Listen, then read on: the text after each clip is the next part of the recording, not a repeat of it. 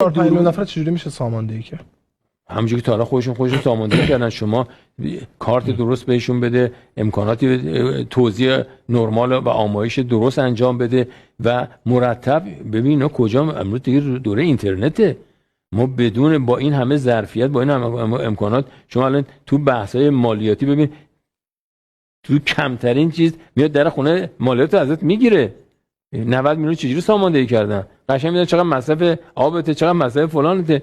ما اینا رو قشنگ ساماندهیشون میتونیم بکنیم، ساختاردهیشون بکنیم، هزینه‌ش هم خودشون میدن. چرا طرفو وادار میکنه بره یه پاسپورت کیلویی اونور بگیره بیاد که چی بشه؟ شما خودش بهش پاسپورت بده با هماهنگی با سازمان ملل که اگرم خواست بره به آیم بره اونجا بگیره. من برم طالبانو به رسمیت بشناسم؟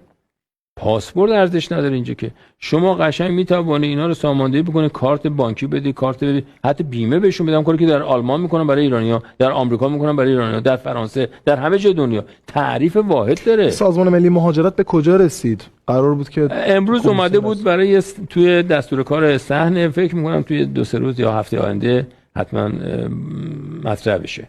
ولی آره، ولی من میخوام بگم که ما که این همه زحمت کشیدیم، مصیبت تحمل کردیم، با شرایط تحریم و محدودیتی که داشتیم، نیم آخر کار بزنیم کاسه ماست رو بریزیم.